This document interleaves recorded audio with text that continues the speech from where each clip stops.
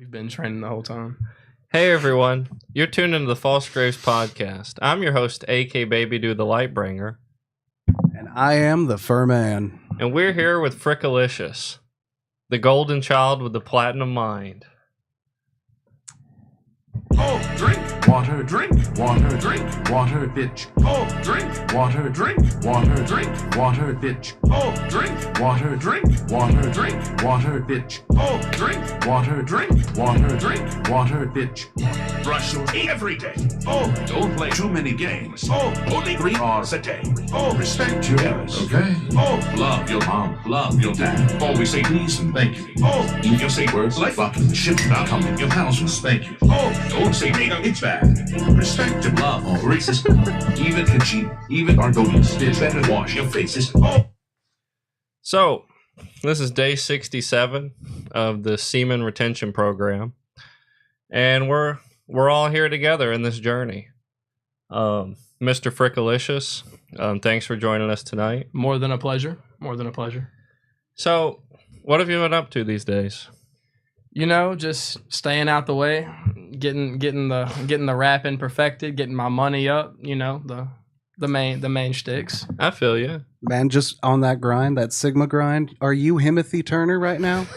I've been Himothy the whole time. I just didn't know it. You know, I had to come into it. Had to make that wish to make it happen.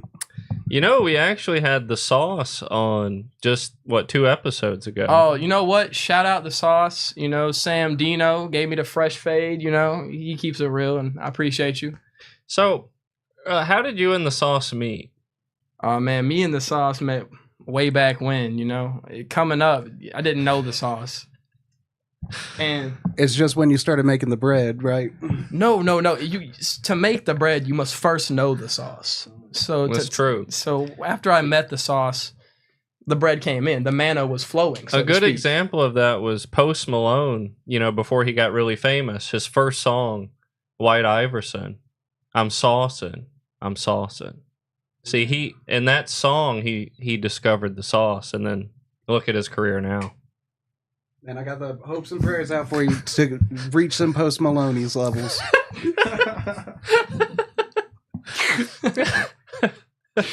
Man, it takes some real fucking talent to make country sound that good. Like, I'm not gonna lie, I'm not a country guy, but like that. Post Malone shifting to country, he really did a good job with it. Like, I like that album.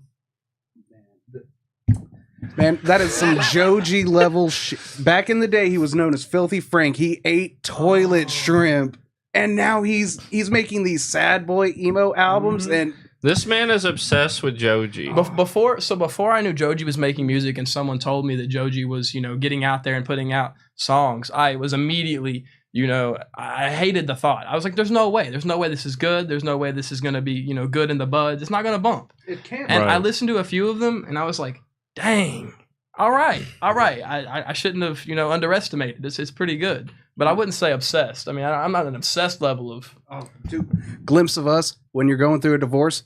Try that. Guaranteed change your life. I'm just gonna not. I mean, go he's got to get married but first. Oh, yeah. Well, I mean, he's married to the game, so like That's right now- true. Girls ask me where my mind's at, and I say, EA sluts, it's in the game. I see. This is what I say. Theoretically, though, if you were married to the game, would you ever get divorced? Or are you permanently? Only if it was damaging to my soul, because Mhm. the only thing I love more than the game is my soul. I got you. Man, got them spiritual gangsters out here. Gangster's Paradise. Rest in peace, Coolio. You know, we. So, this is a podcast dedicated to bringing the light. First and foremost, that's what we're about. Now, how do you bring the light, Mr. Frickalicious? Well, there's, you know, I have a flashlight on me at all times. So I like that. So I mean, even if I'm in a dark place, the light is with me. It never leaves me. And the only thing I need to charge the light is the batteries. And I mean, batteries are cheap. Do you ever use the sauce which you've acquired to charge the batteries? Sometimes the sauce is so powerful, the flashlight becomes obsolete. I've been there. I You have got been there. that pure energy, bro. Yeah. Absolutely. Lightning in a bottle. Sauce in a bottle, baby. Better than Heinz, I promise you that. Boy. I mean, I got more, comfortable with the sauce when I worked at Subway. That's where I became affiliated with the most amount of sauce. I got you. But you're not talking about the sauce that was on the show. No, you're just talking no. about the sauce in general. I saw people come and go, and you could immediately begin to see who had the sauce and who was just stuck in their mundane, sauceless lives. So I actually was first introduced to you as a sandwich maker. And you were a light bringer in many ways. And one of the primary ways was just the sheer, commitment you put into your craft of sandwich making. I'd never seen it before at Subway. These days, every fast food worker, you show up, you want to get a burger, you want to get a sandwich, and you get the hazy-eyed, lazy eye, and they're just like throwing it together. But not you. You were focused on a quality product. What gave you that drive to make a perfect sandwich? Well, I want to say that it was mostly me, but once you obtain the sauce, you're immediately 60% perfection. Immediately. I agree with that. With no help. And the other 40% was just the drive to be better than any other on earth that was in my position. I understand that too. Like, why would you ever let another sandwich maker best you at the craft? Even if I let them, they wouldn't succeed. Even if I dropped the sandwich on the floor, stomped on it a few times, and gave it a good old hak to, I'm still, I'm defeating my enemies. I mean, some people might even ask for that on the sandwich. They never did, but they got it anyway. So, are you admitting right now to having hak to'd a Subway sandwich? I have never admit this to anyone, but one person got the hak to. How? Only one. It's an open area. How did you do it? Did you do a little, like when you go to toast it, you do a quick, like turn around to toast? So there was this point in time where I worked at Subway and I was feeling pretty inventive. And I created a sauce that I called Sub Sauce.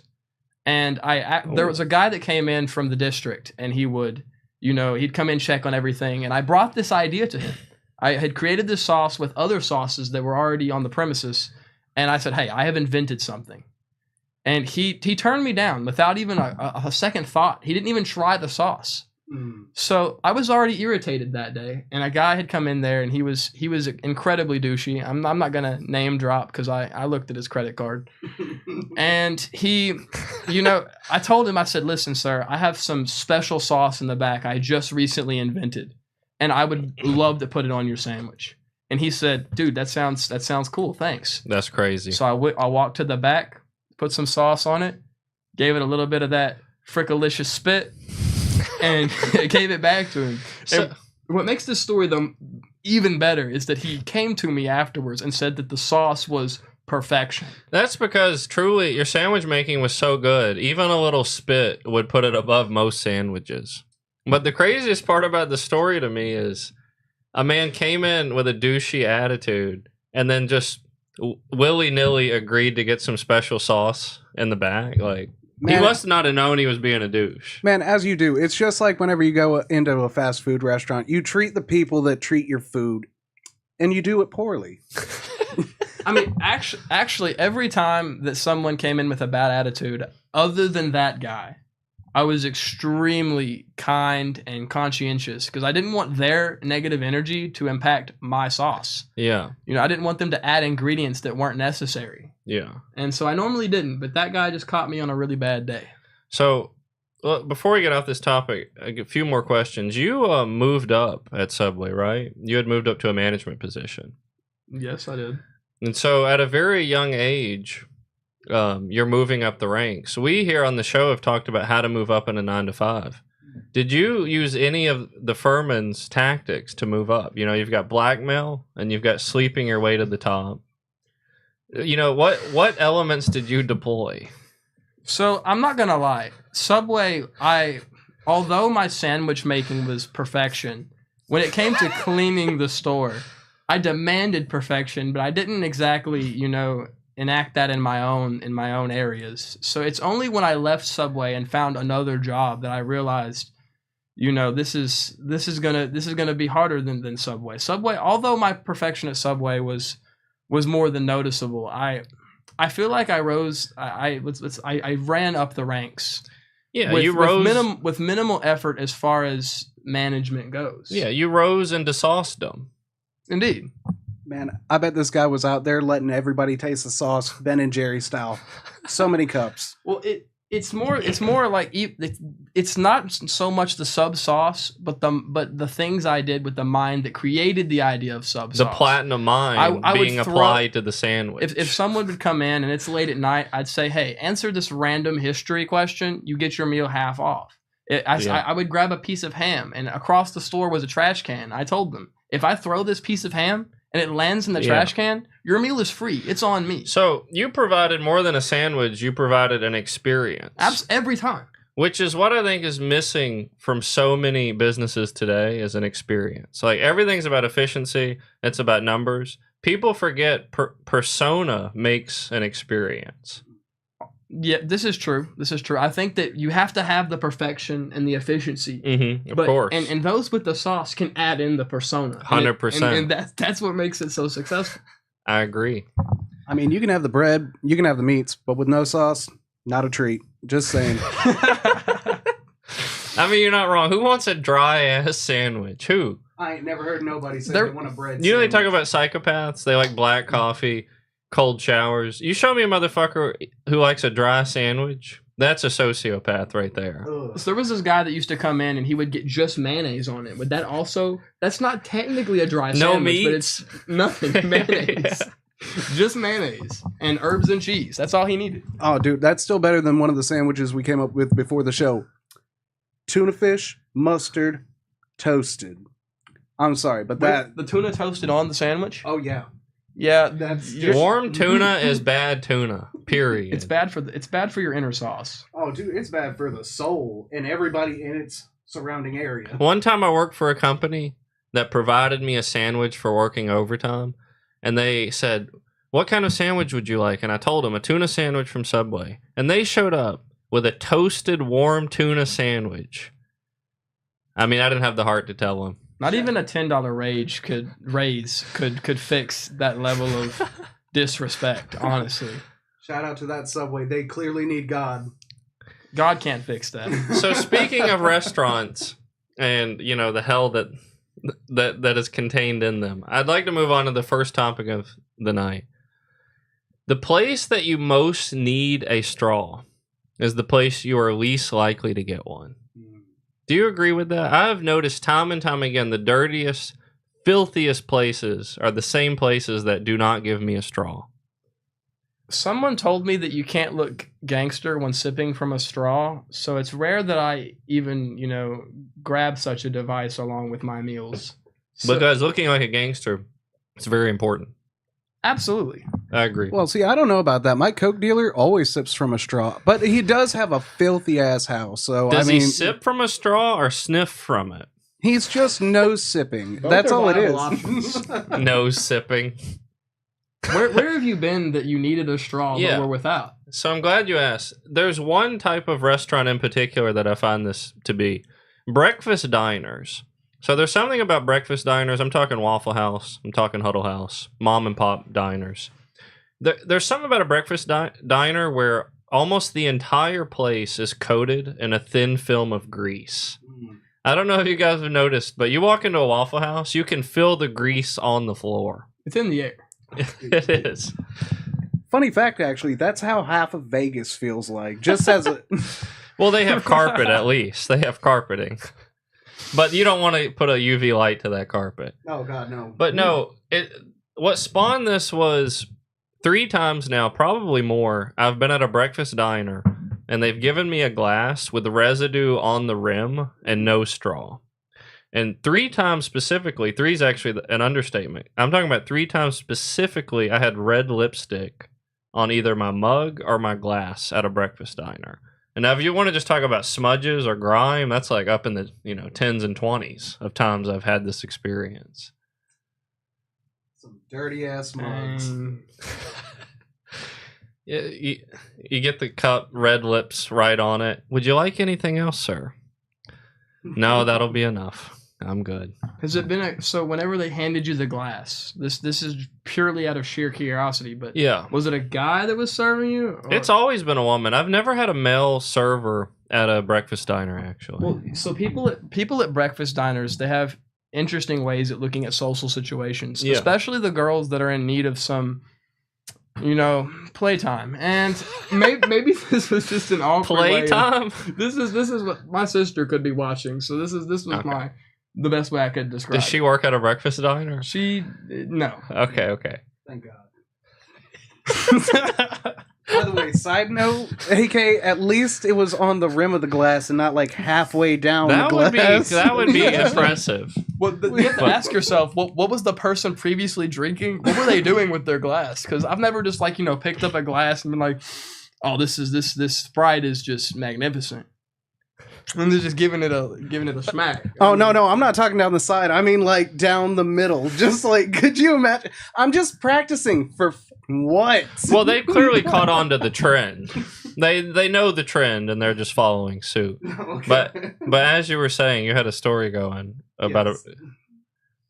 your sister, breakfast diner. You were leading up to something. Yeah. So what if that wasn't necessarily them being blind to the tasks they get paid for? Mhm. Maybe these were advances that you just as a guy shook off. I could see that. I think if there's ever, let's say, an area to be in where a girl is going to come on directly to you, a breakfast diner is a pretty good bet because They're that's the where most desperate. that is where desperation lives. Yeah, Absolutely. I've never met somebody at a Waffle House that had a 401k. not to say that I don't respect Waffle House employees because No. they go through some things. So, speaking of Waffle House employees, I actually have a future plan for this podcast to get an ex-Waffle House employee on the show so they can describe some of the terrors they've been through. That would be great. That'd be the same as if you And got a Vietnam veteran in here. I was to tell ahead some of tales. the curve on Waffle House. Some of my ex-girlfriends could attest to this, not that we'll use them for proof.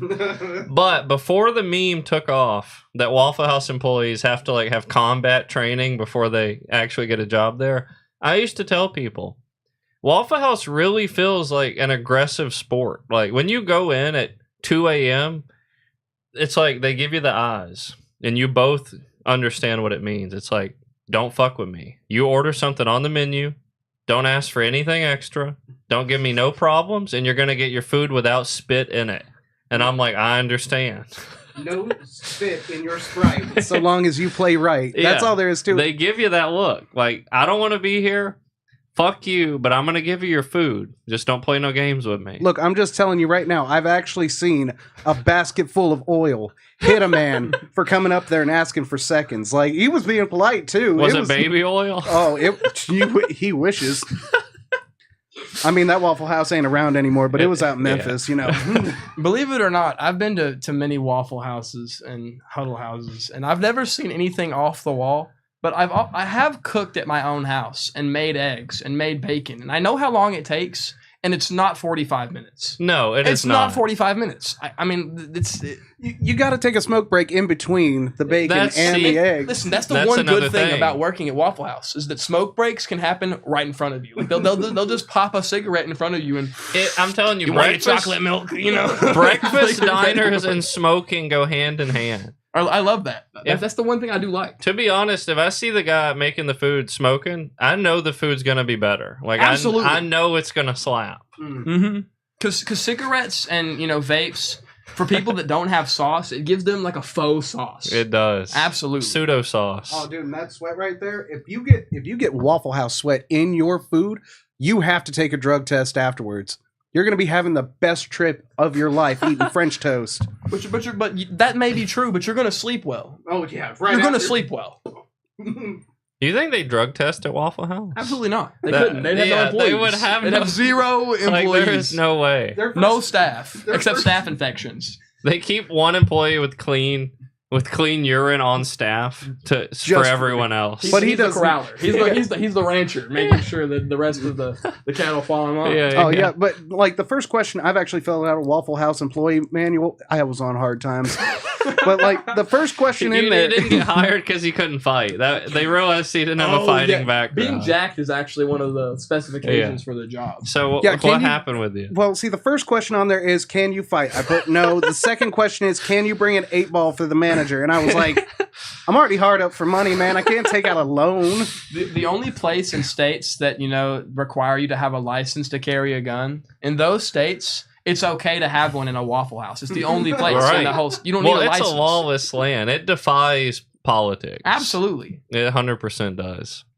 Like I just can't believe that Waffle House even exists. Like if McDonald's brought Waffle House energy out there, this place would have a full ass purge by the end of the weekend. I promise you that. Absolutely. Bro, with Trump working at McDonald's, imagine he worked at Waffle House instead. That would have done even better numbers. That would have done something. He would have been legally assassinated. Yeah. The Secret Service wouldn't even have allowed him in the place. Phone calls talking about violence at Waffle Houses, they disregard those because they're not going in there. They know what happens. They remember what happened to Larry, and it's just. Well, they know they're going to handle their business. Like, it's going to be like, somebody pulled out a gun, the cook or the customer. Like, I need to know first. You're right. With the lack of police, representation in Waffle Houses, even though it's lawless, situations resolve themselves in such a fast manner. They it doesn't make any sense. Did you ever see that video of the girl who, karate chopped that chair and just,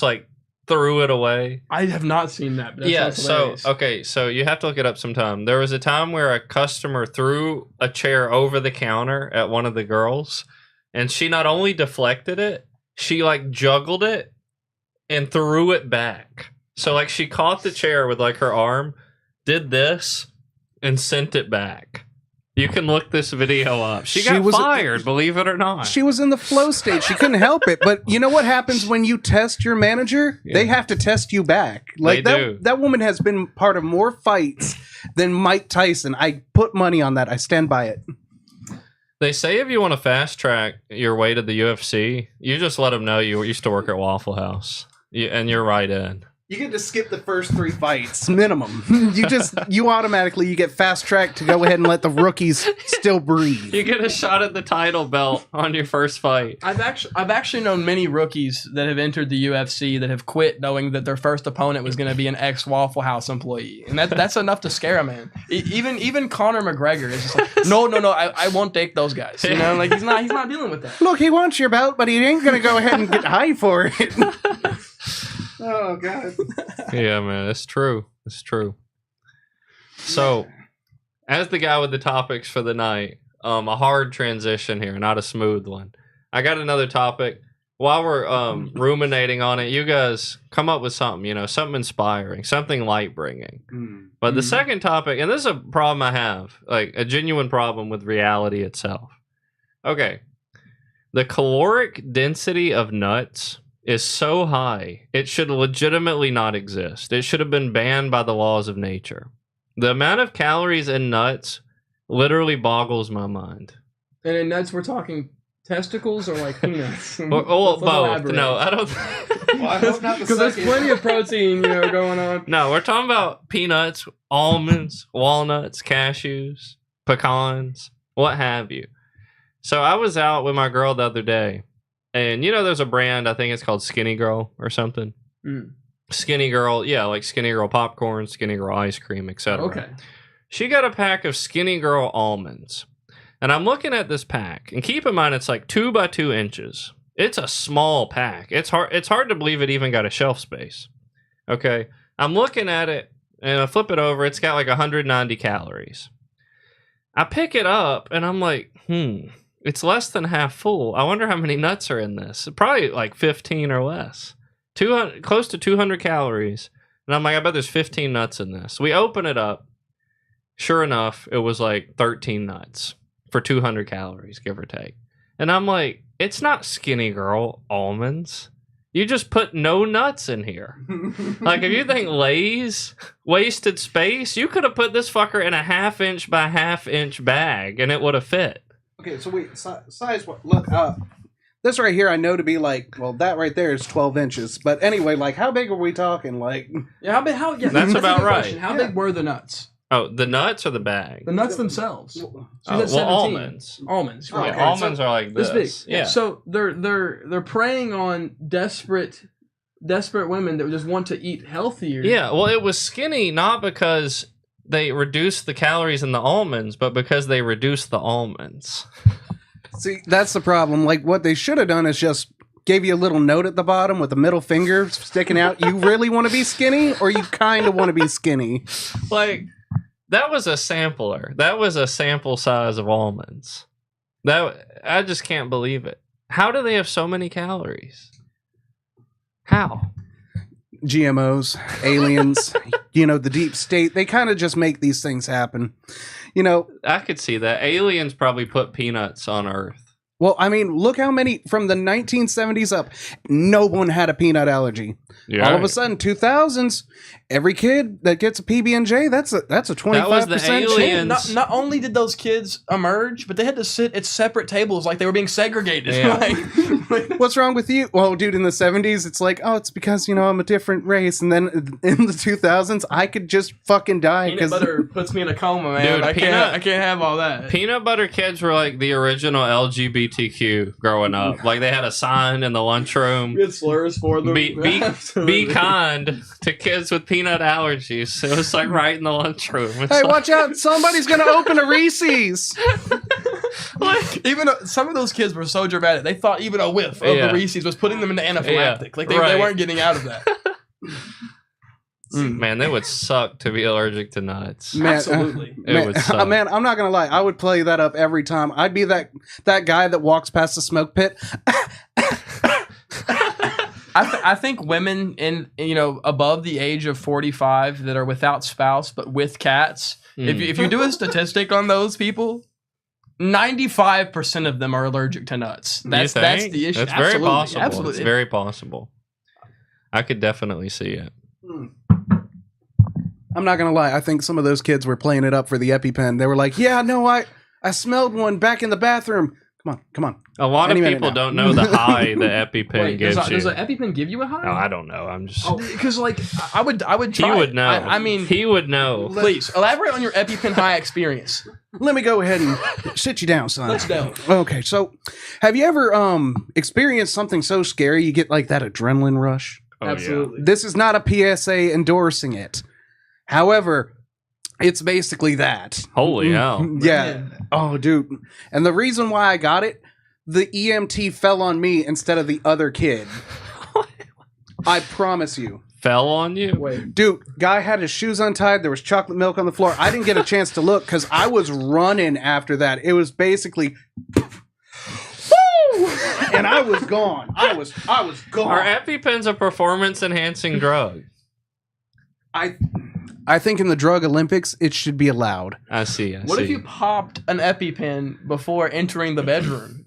How would that affect your Performance. your coitus, so to speak? Well, to be fair, I was 8 years old, so I was still like a year and a half away from the first one. So like, I can't It's a weigh in. shame. It's a real wonder how EpiPens haven't made it into rap music yet, given the high that they provide. That's a good point. Nut out here. I might have to pop an EpiPen then record a verse Yeah. and see what the difference is between that and then the regular. Oh, you're gonna go crazy on that one. Gonna go from Wiz Khalifa onto Eminem just so fast. Just ain't so ever loved, ain't so ever loved, ain't so ever fucking dude. You're gonna go. Mm. I was a fan of Wiz Khalifa in his early career. Now he's kind of like, I don't know, I haven't heard a lot of his stuff, but I liked his early stuff. I feel like that people that only listen to rap sometimes only know Black and Yellow and See You Mhm. Again. That's Oh, pretty yeah. much the basis of their Dude, knowledge. See You Again did numbers Yeah. that are unbelievable. And what's crazy is I don't even like that. I song don't a whole either. lot. Like it's not even that impressive. It's okay, but it's not and worth for Wiz that many views. Khalifa, dude, you got to be throwing a party after that song because his career was already past its prime when that song came out. And then he just. And I'd wager that song outdid the numbers for his entire catalog. Because I think Mm. that song's like 7 times platinum. Okay, then I wonder what enhanced that. Was it Charlie Puth Yes, being on the it track, was. or is It was it because that- Fast and it Furious was is that so lame-ass it's such hook. an attractive option of movies? Yeah, it used to be, and then Family took over. well, you say that, but how many millions? How many people are still tuning into these movies? Because like even Fair. myself, even I'm like, oh, Hobbs and Shaw, a spinoff. Well, part I of guess I the gotta reason check that out. because they entered into the meme realm. The movies are Mm. almost a meme now, so people go see them. well, see, like what I actually think that it is just like they struck lightning. It's not like The Weeknd. Family Like, in a bottle, that if first- you will. Yeah, serious. You just got to rub it the right way. But like, tell me that The Weeknd's first album wasn't absolutely fire. Bang, bang. I bet you bang, don't even bang. know what The Weeknd's first album was. Hit me. I know it's not Starboy. Fucking. No, it's not. Look, I listen to the songs. I don't know shit. I've burned Yeah. out half of my brain I feel already. you. Well, I think if you know The Weeknd's first album, immediately I can tell that you don't have sauce. mhm. If you know, You're if you, so if you, true. if you know some So Weeknd true. songs, like some like Blinding Lights, Starboy, as Well, one of you mentioned. The Okay, Hills. the Hills. Yeah. Those songs, I Oh, might listen to those. And slap. like, oh, this is a cool beat. I like this. Yeah. But if you know the first album, you know the release date, you know the producers, you have zero sauce. Well, before Beauty Behind the Madness, which was kind of his breakthrough album, Mm. I think that all that earlier work, he really like captured the depressed bitch market. Like, Mm. only women know his work before Beauty Behind the Madness. Mm. That was number 2, right? Honestly, it was 3 Okay. because he put out like 3 albums before that, and then it became a trilogy. They call it the trilogy now, but it's because they were like 7 songs apiece, and they threw them all into one. I've noticed that rappers' early albums, some being impressive and some not. I've noticed that they're drastically different Mhm. from 3 or 4 albums into the future. Yep. It becomes completely different, excluding a few outliers. Yeah. Eminem, such. I mean, like, dude, like, Eminem. when he pulled Marshall Mathers from the grave, just bringing that magic back. Houdini, come. No, okay. I liked the album, but it's clearly rage bait for the first 5 or 6 songs. Yeah. It's clearly just like, oh, okay. I wasn't a Clearly, big fan. clearly, of my the fans album. need the rage bait. Otherwise, why would they tune in? Yeah. Because music to be murdered by was so. Can you name one song off of Music to be Murdered by besides what is it? Was Godzilla? or Yeah, Nat? Those are the only Godzilla. 2 that made any kind of appearance. Yeah, and I mean, like, fair point. But like, when he started his career, it was rage bait, dude. Stan, like, tell me about. They cheered for a man who killed his own fucking wife, dude. Mom, I'm cleaning out the closet. He's smack talking his mom, dude. He was the original, like not the original, but he took pride in being that. This man he spoke to what we were all feeling. exactly. Fucking, we have nothing to do in the 2000s. Let's get fucking weird with it, all right? But like, my favorite thing about him, and this is so off topic, the beefs that he's had. Mm. The beefs. That is the meat to his sandwich. He had beef with ICP. Who else has ever went That's up? a good point. Yeah, Yeah. who That's a good else? point. Yeah, dude, who else goes against the Juggalos? Like they just want to attend the Dark Carnival. Fuck, they're doing them. But like he went after them. He was like, let's fucking go. I feel like calling Eminem's earlier albums rage bait, though. I think it's only rage bait whenever you know that's the only thing to get your audience involved. Because initially that was him. That was just who he was. That's what he was feeling. That's what he was doing. And now, although it may be real in some aspects, it feels like it's just a placebo. It's just Sort of, and that's because rage bait is more of a modern term than when Eminem's career was starting, and so when now he came out, it was just disrespectful, and they liked that. It was against what they had been taught. The machine, as it were. Yeah, exactly. The man, perhaps. Yeah. Even. Oh, see, and that's what I believe that, and this is going to sound so stupid, but like, I believe that is like the closest that punk rock and rap could ever get together. If that makes any sense. Like, I'm just saying, when he came on the stage, people lost their minds. Mosh pits were started. they lost themselves. Oh, dude. in the moment, And honestly, so many. Absolutely. Oh, dude. and it's only one chance, one opportunity. They're not missing. And those that were on drugs definitely had some kind of spit up upon their clothes. Yeah. That could have been the spaghetti their It mom could have been prepared for them mom's. before the show. I mean, honestly. So Either that or Waffle House sweat. Just saying. let's Man. Let's shift to a deeper topic on this topic because this is something I'm interested in. I've got my own thoughts about it. I'm curious to hear yours. Every now and then, you've got that one and done classic banger album. Like the first album from an artist is like their magnum opus. It's the gold. It's going to stand the test of time. More often than not, though, when you were talking about, there's such a difference in the first album versus a couple in. Most artists and bands, even going into movies, they hit their prime further in. Like there's actually a peak point in the career, and then it goes down. It's not as good in the beginning. It hits the peak, and then it trends down. Why do you think it doesn't just continue trending up? Like, what kills an artist long term? Because people crave new. People crave fresh. And although, some artists are fresh when they hit their peak. Yep.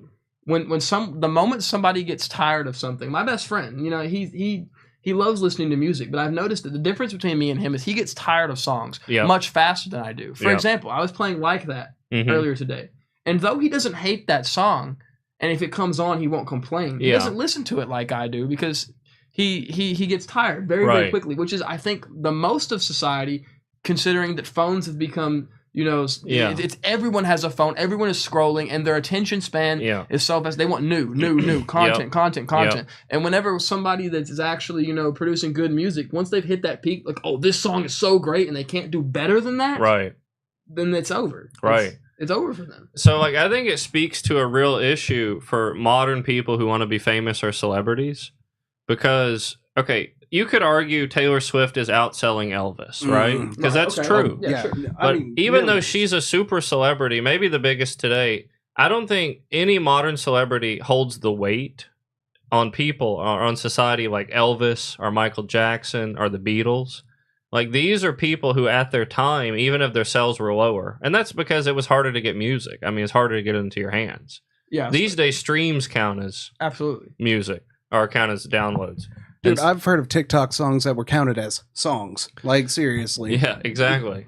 Lots of people discredit some TikTok songs just because they came from TikTok. Some are really good. Some are. I like a lot of them. There's quite a few that I have in the playlist. I mean, I don't discredit an artist just because they came from TikTok, because there's so many artists that see TikTok as, this is it, this is my chance, and so they attempt it, and that's I find that and so a lot of valor in that. I feel like with reduced attention span across the board is also coming reduced reverence towards celebrities. Celebrities are becoming more a dime a dozen, and they're lacking the ability to be have longevity.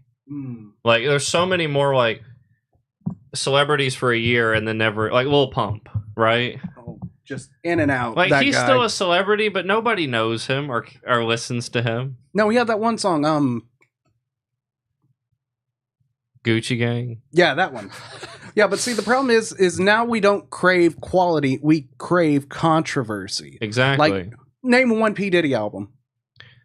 The only time I listened to P. Diddy, and to your point, was after he got indicted for his charges. I went and listened to his music. Just try it. Yeah. Just see what the monster made. And then I found out he had a song with R. Kelly, and I'm like, this is hilarious. R. Kelly and P. Diddy on a single. You ever just think about them just hanging out in the studio like, hey, I don't get your game, but I respect it, bro. Fucking even better than that. Think about the verses they wrote before they wrote the verses you heard. Exactly. Like, think about what did they collaborate on before they were like, all right, that's got to be kept hidden, but let's write something they can actually listen to. A lot of rappers, have lean in their cups. They have baby oil.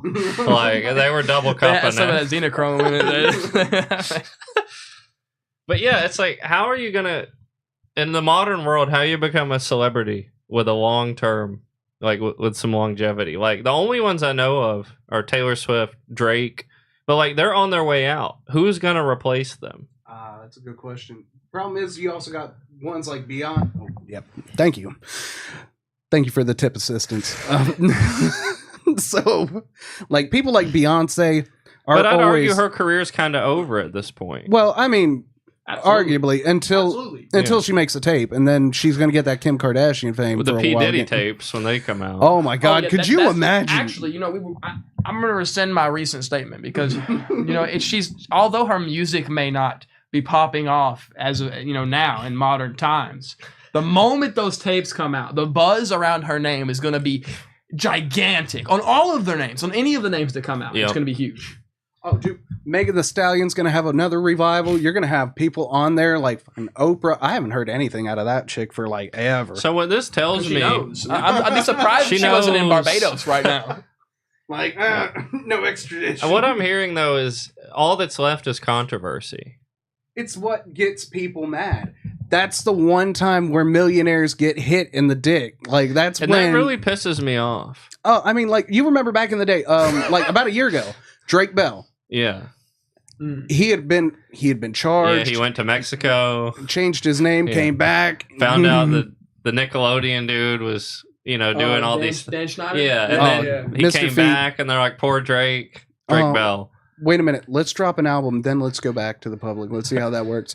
But like, what's even funnier though, back to another point we made earlier, Joji called it out first. Elaborate. Oh, dude, Dan fucking Schneider. He was talking about iCarly and shit like that, about how he was being a creep Yeah, before anybody else came forward. How is it that a man in wherever in the rice fields, like how? the rice fields. Oh, that's a quote from him. You gotta I watch got you, I some. got You gotta get into the into the flow state with The this lore. man's. Joji's flow state is not for the weak. Oh no, dude. Yeah, I mean, speaking on talk. You said that music nowadays is the controversy is what drives people. Mhm. That's what they enjoy. I think it just reflects the state of living. This is what we're in. That's how kind of how Well, we. So I'll tell you what I think started it all, or because money is where everything goes. If something generates money, everything goes to it. That's why you can't trust anything you read, because it's all based around what's going to get the most clicks. Mhm. And if the truth isn't what gets the most clicks, then it's not that important. Like, they don't care. Right. If you see a video on your phone that has 1 million views, Right. you're 20 times 100 times likelier to finish the video to completion, rather Yeah. than if something comes up that could be really detrimental to your life, Yeah. but it has 5 likes. You're like, Exactly. oh, this is clearly not worth my time, and you So- swipe. I think the start of the American sensationalism problem started with OJ. Because OJ was such a massive. I'm old enough that I remember my parents talking about it when I was a kid. It was such a big deal, and what happened was the Kardashian family capitalized off that trial, because they were part of that trial. Yeah. OJ's lawyer was the father of some of the Kardashians, and Kris Jenner, and then the sex tape with Ray J. And I feel like the Kardashians did so well that all of media over time started to follow suit. Like, I do believe the Kardashians are like the founders of modern sensationalism. They had that it's like, although other artists in the 90s, they might have had that wow factor, they didn't have that gasp factor. The gasping, that's what people Oh yeah, crave. Kim didn't do any gasping. Not Well, I not at mean, all. Shit. but see, like I think that we need to go ahead and deep dive a little deeper. Oh, into let's this. go deeper. Okay, so Like Ray J. okay, no, I'm just. All That's- right, so let me go ahead and take you back to the 60s. Let's go ahead and. Okay, I'm ready for this rewind. Okay, this The is when laser discs were a thing. The thing before DVDs, which floppy disks. I don't know what that is. I don't know what a laser disc is either. Oh, sit down, Sonny. Let me I tell you. Okay, so let me ask: do either of you know who the Beach Boys are? Yeah, Okay, do either of you know who Charles Manson is? yeah. Yeah. The drummer from that band beat Charles Manson's ass outside a studio because they Okay. co-wrote a song together. Oh yeah. That was in the papers after the Cheryl Tate murder cult thing. Okay. What do you think happened to their records after that? They took off. Oh, they took off. And then on top of that, let's go ahead and go back a little bit further, back when pennies could go ahead and buy houses. The Beatles. We talked about Yeah. them a little earlier. For the kids at home, this is before TV had color and sound and screens bigger than that. Right. They said that they were bigger than Jesus. And every Puritan clutching their pearls just, I can't believe that they would say this, buy their stuff and burn it. Yep. Buy it though. Dude, genius. Just genius. Let's make them richer than Jesus. Mm. So you're speaking of an even deeper history of sensationalism. Where is it headed? Where are we going to end up? Oh. Well, you have to think. It's capped by how screwed up something can be, Yeah. and you still enjoy the content made by such characters. Yeah. Because like Diddy, as the most recent example, Yeah. Assaulting people in such a way, that's how much worse can it get before we're like, okay, that's enough. That's too much. That's too far. Because even now, like Drake, although things came out about Drake being a pedophile, people still listen to his music consciously, not thinking, oh, my sister, could have been a victim had she been closer to where he lived. So let's talk about the line then, because I want to pick up that point. I personally have no qualms listening to content or enjoying a product produced by somebody who's like a monster. Right, because people say, appreciate the art. You don't have to appreciate the art. I can easily separate the two. Right. And even on a product level, like not just art, but like, an iPhone, if Steve Jobs was a monster, yada, yada. I can still enjoy the product of a monster's creation. Mm. But when you talk about these people doing these things, I genuinely believe the people who do the most damage to society aren't the ones with the most egregious actions, but they're the ones who walk the line the thinnest, like who walk the line the closest. And so I often talk about Taylor Swift doing this. It's one that if someone's inherently evil, let's say P. Diddy gets found guilty of all these claims. If People are going to disown him and never give him credence again if this comes out as true. But when you have somebody a little closer to good, right, but still bad, and I don't know that good and bad are the right terms, but you can indoctrinate the masses because you walk that line a little closer. You didn't have freak-offs, right? You just had something a little bit more. Like a little bit less. Technically, it's just a swingers party. Yeah, with LSD. Come on, we've all been there. Instead of videotaping and blackmailing them, you just gave them some drugs. Getting a little. I mean, backtracking a little bit. You said when Diddy, whenever he is convicted, people are going to disown him. Mm-hmm.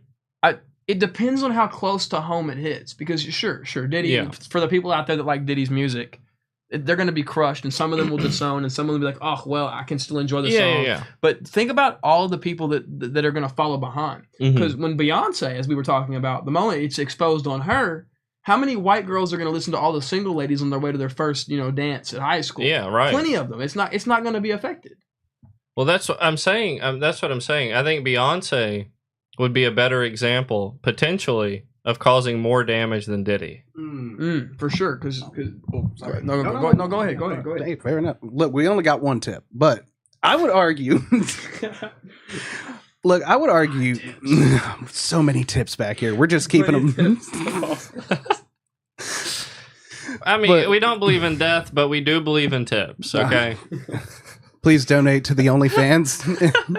No, but what I would go ahead and argue, it's not the fine line people. I would argue it's the people that don't know they want the blood sport. Because look at football. Oh, you're speaking to my soul. Oh, yeah, dude, look at football right now. How many people ended up getting concussions and turning into murderers? O.J. Simpson, Michael Vick, Richard Hernandez just got a documentary made about him, and that guy was fucking nuts. Dude, out of his mind. He was out of his soul, his body. You're so right. You're so right on that. They don't know they want the blood sport. It's so taboo to go, I enjoy violence. I like violence. It is taboo to say it. But it's true to the human soul. Nobody goes, don't be sad. We should just ban sadness because it's a negative emotion. Nobody says that. But they say it about anger. And it's just as human. Anger and violence is just as human as sadness. But we want to pretend it doesn't exist. We want to pretend we don't like violence. It's not such, because I do enjoy violence. I mean, I have lots of brothers, so violence is just a part of life. But I don't necessarily enjoy being upset. I don't like, because like I don't always correlate violence and anger. Right. Because I can be like, if my brother is irritating me, I'm not gonna beat him up because I'm angry. I'm gonna beat him up because I can and get away with it legally. Legally speaking.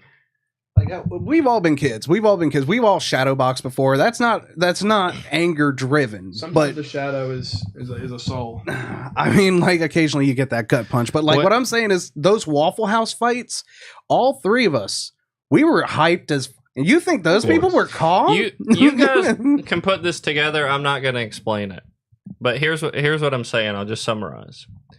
When Taylor Swift endorsed Kamala Harris, she posted it on Instagram with a photo of her holding a cat. And I'm telling you, that could have done more damage to society than Diddy ever did. And that's what I'm saying. I saw a video a short while back, and it was Kamala walking out of a record store. And she had a record in her, it was some jazz or something. Yeah. And the cameras walked up and they asked her, like, oh, what are you listening to? Oh, and she's like, oh, some jazz, which sure, that's a human aspect of her, but that's not her position. We're not worried about what kind of music Kamala is enjoying in the shower. We're more worried about what is she doing for us as a people. Exactly. Locking them up. Like, but I feel like it's just a numbers game at that point. Like, because it's all a numbers game. Yeah, dude. There's only going to be like 150,000 million people that are going to be voting. Taylor Swift does that in like 3 concerts. Like there are more ladies going to those concerts than showing up to the polls. So like Kamala Harris ain't getting nothing. It's kind of scary because the fact that Taylor Swift endorses Kamala at all is frightening. Yeah, it is. Because that's like 2/3 of the vote right there. That's almost all of it.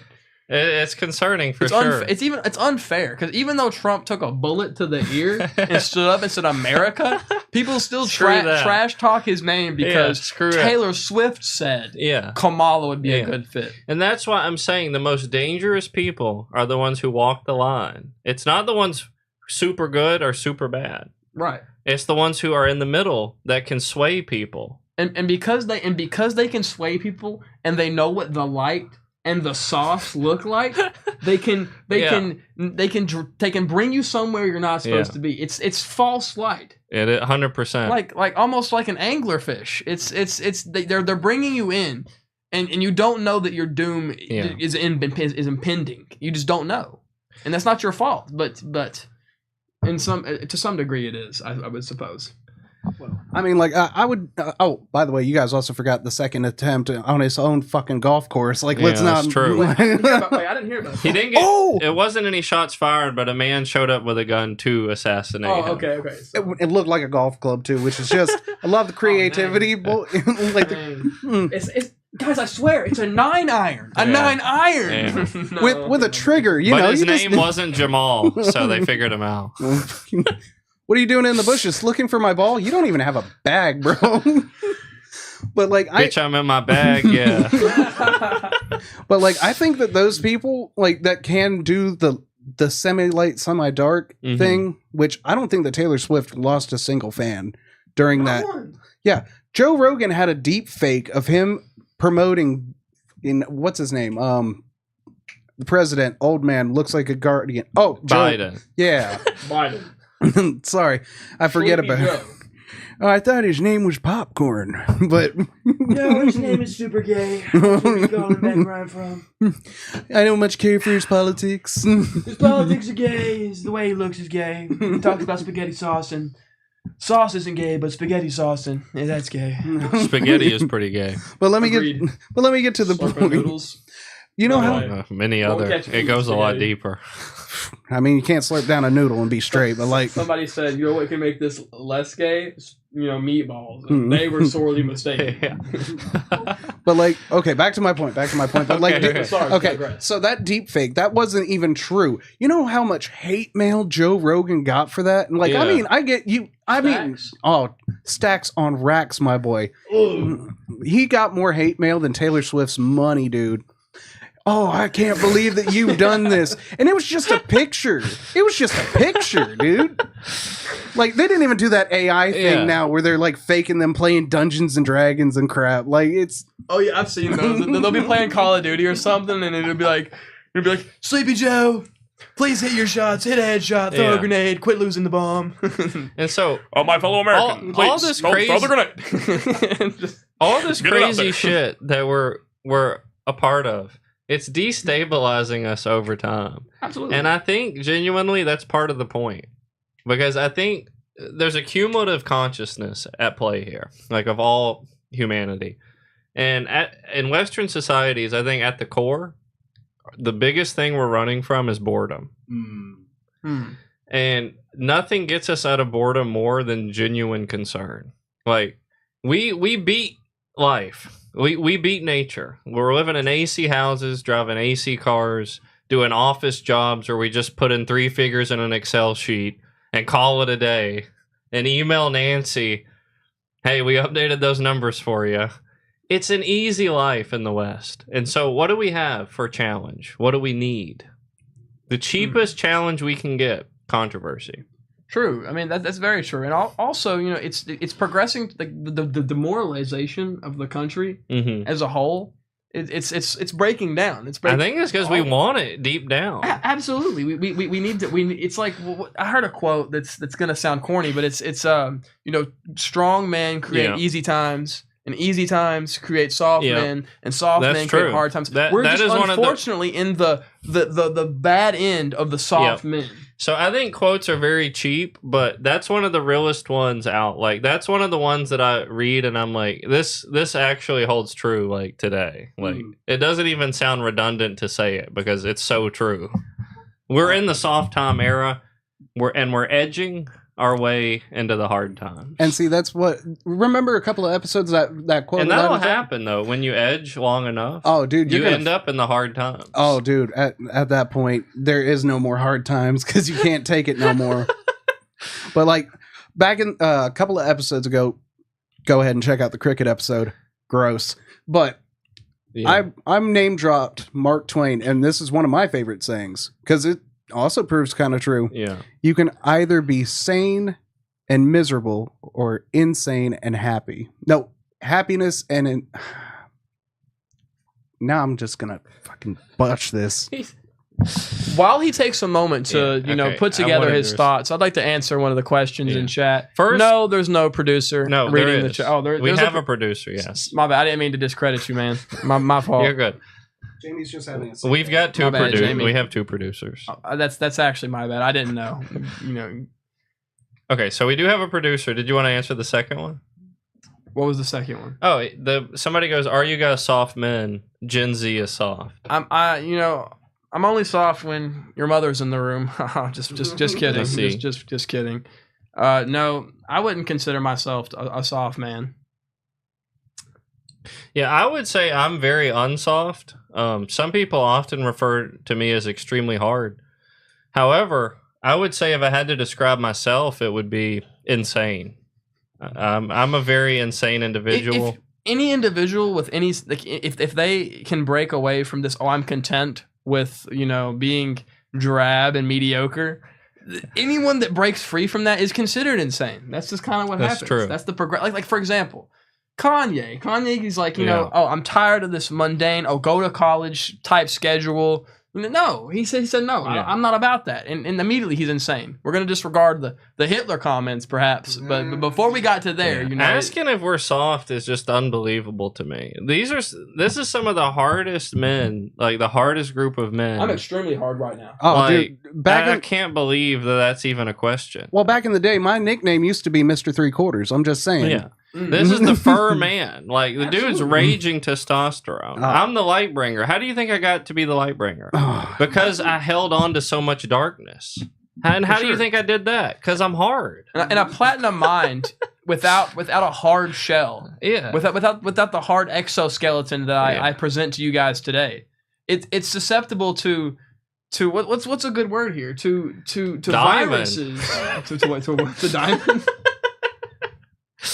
It's susceptible to being turned black, to being infected, and without a hard outer surface you can't. He's so infected, he's a few days away from getting the N-word pass. Actually, Sam Dino, I'm waiting to hear from you in the comments. You know, just slide that to me if you don't mind. Appreciate you. Oh God.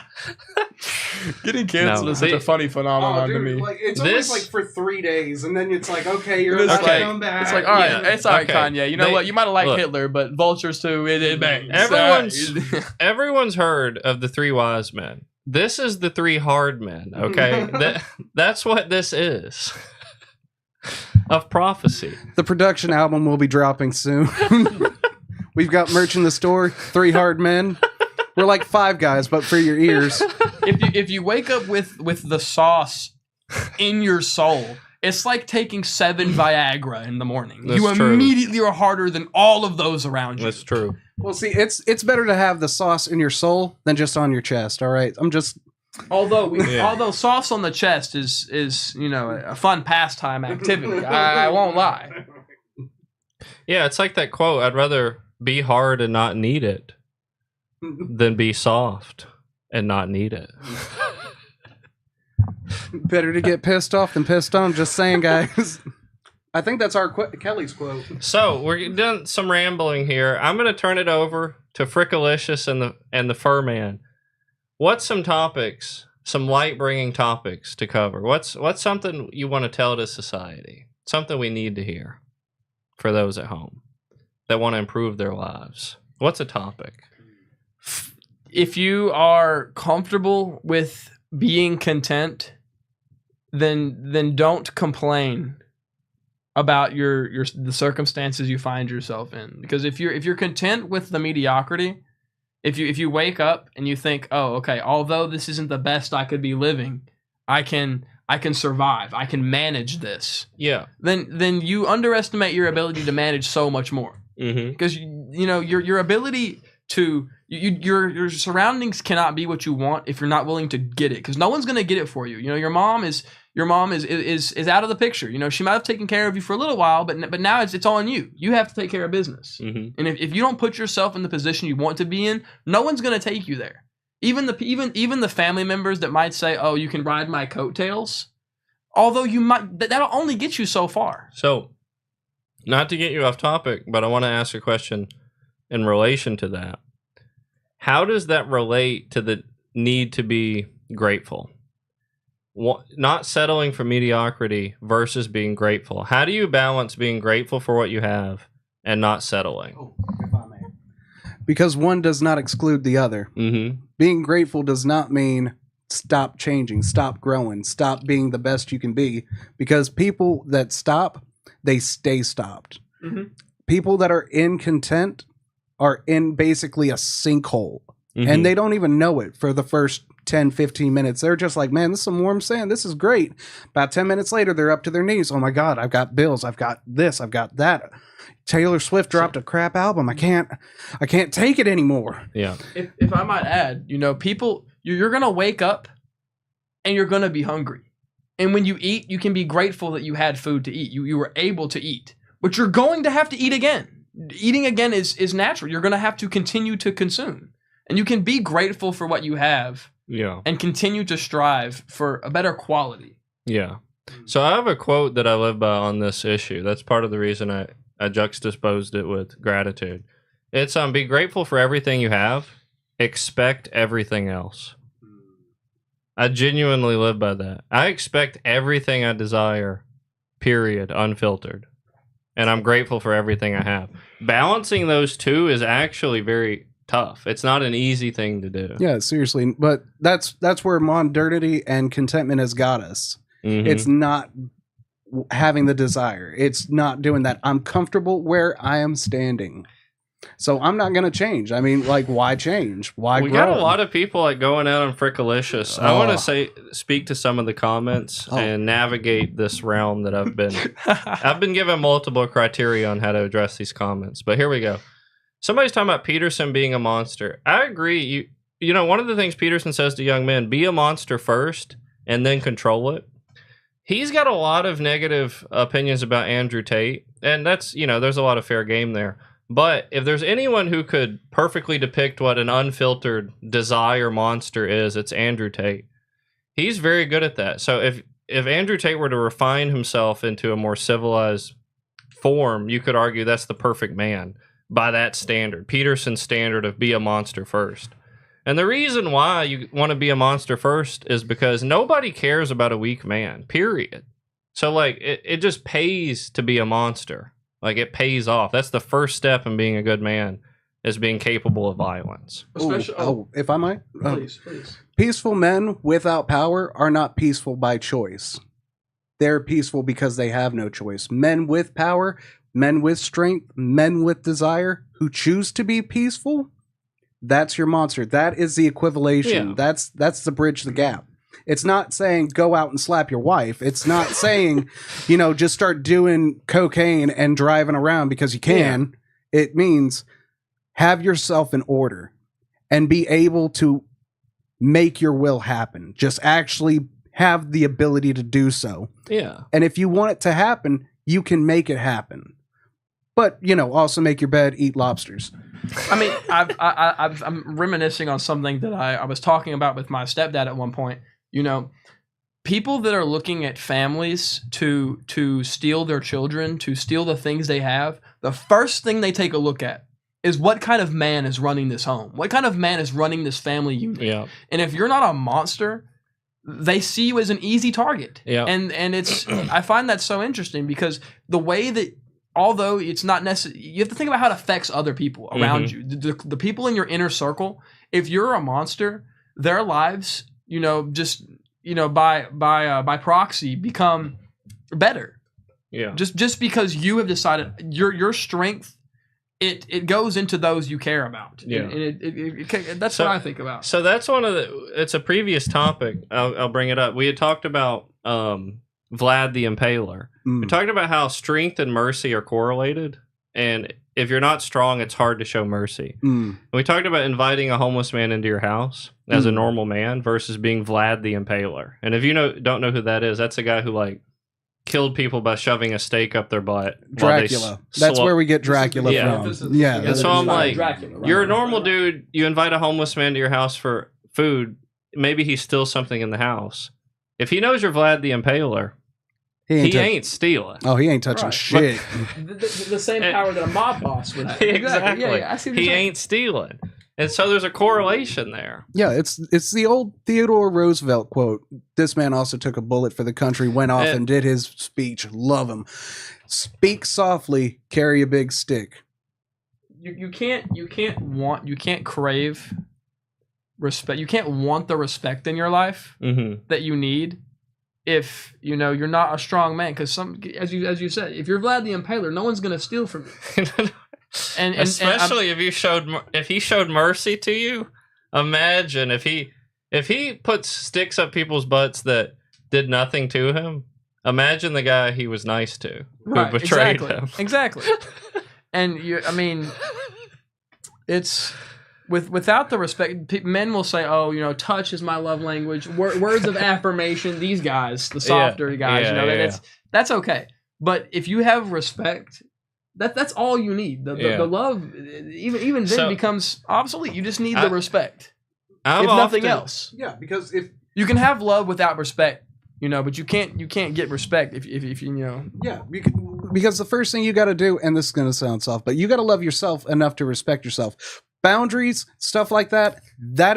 That's a form of self-love. Hey, leave some likes in the chat. I mean, come on. Some likes, some reactions. Give us some subscriptions. You're a monster, so they don't have to. That's a good quote. I like that. Ooh, that hits. That's good. So one of the things that I think made it easy for me in the dating pool, because violence does tie in with, I think, sexual attraction.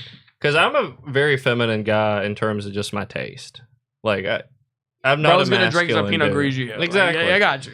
But I'm a genuine sadist. I love to see pain inflicted on others, and that's part.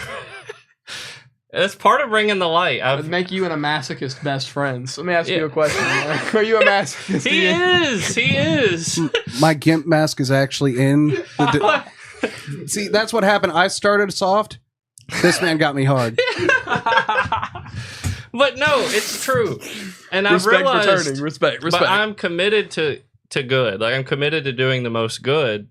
So imagine somebody who's sadistic like myself, who makes an oath to do good, how much good they can do. It's the same way as strength and mercy, right? The stronger, the more mercy you can give. The more sadistic, the more light you can bring. It's kind of like knowing whenever you go into a debate, it's kind of like you have to know what you want to say and the point you want to convey, but you also have to know what they're going to say. You have to know the other side. So you can't be truly a light bringer if you don't know what the darkness can bring. And think about this scenario. If somebody's in a bad way, right? They are tired of everyone showing up sad for them, depressed for them. You know what I mean? Pitiful. Imagine me showing up with a smile, enjoying your suffering. This is some Jeffrey Dahmer reverse energy going on right now. But I turn it out. I give it back to you. I give the pleasure back to you rather than taking it for myself. Absolutely. I mean, if I was, as you said, in a bad way, and no one cared, no one even took pleasure in my pain. Yeah, I'm going to suffer in my pain alone, and that's how it's just going to be. But if I'm hurting, if I'm to the soul, if my sauce is depleted, and I look over in the corner, and there is an entity such as yourself smirking at me whilst I am enduring such pain, that gives me drive. That guy must be proved wrong. But not only that, but actually, I'm going to take it and give it back to you. I'm going to take the happiness and give it to you. Well, see, that's what they say is like smiles are contagious. By the way, just to make a fair point, could you imagine if fucking Ed Gein had put that kind of power into his work? That's what I'm saying. Like if Jeffrey Dahmer would have done it, we would have had a whole new industry. Yeah, if he could have brought the light. Instead, he just brought body parts in jars. He was just like, you know what? I'm suffering. Let me bring more suffering. I'm a weak dude. Let me just make other people That's weak. what I'm saying. Sadism is so underutilized because it's shunned. But I realize to the core I'm sadistic. And I realize, but I'm committed to good, like as a principle. So like, there's a lot you can juggle with those two things. Like you can do a lot of good with that dichotomy. Having that knowing that you're a sadist at heart like that, but you still strive to be good. That almost makes you stronger than somebody who's just good naturally, without the sadism. Well, don't be playing to my ego too much now. Okay, get a big head. Wait. But I do agree with that. Let me go ahead and let me put it to you this way. It's Punisher versus Batman. Okay? Batman has soft at heart. He's not a sadist. Yeah. Punisher's going to cap the Joker. He's going to break the knees of exactly. Yeah, Mr. Freeze going to do what has to be done. That's true. For it to be, for no longer to be a problem. Get us up to 10 viewers, guys. We're at 9. Batman is a temporary, in most situations, a temporary solution. Yeah. Band-Aid. Which sure, we like that. Oh, he has morals, but he doesn't fix the issue.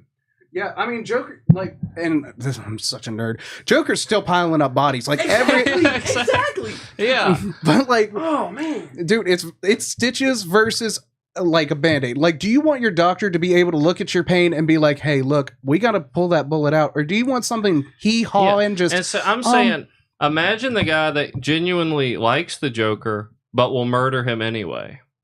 Right? Like, you actually kind of think the Joker's kind of cool, but you're going to kill his ass regardless. I mean, you got to give man some points. He put teeth in fish. Like, come on. But you get what I'm saying versus Batman. Yeah, look, and I'd low-key kiss Batman on the list. But that's another. A hero who doesn't like the Joker, but disarms him and doesn't kill him, or a hero who relates to the Joker but kills him. Who's better? Oh, definitely the second, because that's what I'm saying. You can respect somebody for like what they did. Like, everybody, when the trial was going on and OJ didn't publish the book, they were like, he ran the farthest yards, man. Like the longest yard, even. And actually, I think that's what's true about today too. Is like, if you show excellence and you can prove that you don't give a fuck, like that was all Kanye, bro.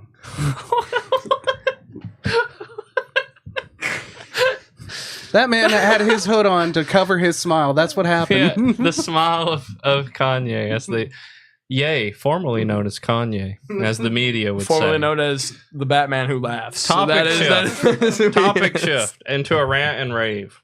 I'm sick and tired of this fucking media gimp of this using this terminology. So and so, formerly known as, or so and so, the singer of. You got Justin Bieber in 2024. You go Washington Post, and they'll say Justin Bieber, the singer of Baby Baby Oh. Dude, we know who the fuck Bieber is. I don't need to know who the former singer of. Even the Amish out there tilling the fields and you know reading the Bible. Even they know. Sometimes in the shower they let a little baby oh let it out. To date, you got articles with Kanye, formerly known as Kanye. Wow, I never would have guessed who this article is about until you said that. Right, without that information, we were lost as a viewer. Oh yeah. Well, I mean, to be fair, we also had real head scratchers like 11 viewers. Hey, give us some likes, give us some subs. But no subs for you, Matt. No, sorry. We get this well. I dump the water on the end. Yeah. Anyway. So Furman only said no subs for me because he wants to be my one and only sub, and I just want to point that out. Well, I'm just saying you only got so many Gimp masks, and I already. There can always be more. I'm just saying. Look, those heels up there didn't get there by themselves. All right, but not to put too fine a point on it. Back to where we were. The head scratcher moments for those renames, like the artist formerly known as Prince. I'm so glad that we got something so obvious out there. What the Sigma? Oh, what? Fuck it. Oh God. Remember when Dave Chappelle was allegedly going to Africa and he was renaming himself and crap like that? Those Are you talking about whenever he had quit and he taking a break? Oh yeah, dude. Remember those articles? That was crazy. Right. I want to work y'all's mental processors. Here's what we're finna do. Okay. I got a rant and rave I'm about to go into. While we're ranting and raving, you guys come up with a final topic, one that's going to give value. And then we're going to sign off. Right. Here's the rant and rave. Sonic and their fucking straws. Sonic got the thickest milkshakes, but they got the weakest straws. Okay. When I order a milkshake, I'm expecting to suck ice cream. Suck cream, if you will. I'm not expecting to use a spoon on my damn milkshake. Why can't you guys give a decent straw, Sonic? Why can't you do it? They get the flimsiest straws. It ain't even good for water. Thickest cheeks, thinnest buns, my man. That's the quote of the day. I'm sorry. I'm sick. I just don't think we've evolved. I don't think the straw industry has evolved to the level of cream that we want as a society. Well, look, you can go out and get a hard straw and use it at Sonic, and it works. Dairy Queen. Did we all forget about Dairy Queen? They got good straws. Dude, and when the McFlurry came out, they were like, oh, okay, we're not going to give them a pea hole diameter. We're going to go ahead and give them a chance to eat this thing without a spoon. I hate to even digress from the topic you just placed, but whenever I think about Sonic, their straws are not even in the top 3 reasons why I despise them. There's multiple reasons to despise Sonic. Let's just tear that fucking company apart. Why does it take so fucking long to get one corn dog? It takes you 30 minutes. Sonic is so fucking slow. So slow. It boggles the mind. It's because they hire. No, that was that. Never. They hire lots of girls, and they're out in there and they're out and about. Sonic, and the guys running Sonics, I've heard of at least 5. This is factual. 5 Sonic owners that are just creepy. They're just hitting on the girls they hire to run the outside. They're not worried about getting your food out. It is the worst company. I've got Harvey Weinstein's, most of them. I've got a younger daughter who's very hard to trick, who's very hard to play games with. I once told her that there was a kid who went with his parents to Sonic when he was 2 years old, and they didn't leave until he was 5. And she believed it. That's how fucking slow Sonic is. How can your business name be Sonic? Based on a fast character. Based on the fastest character ever created. That is his thing. He is quick. He is speedy.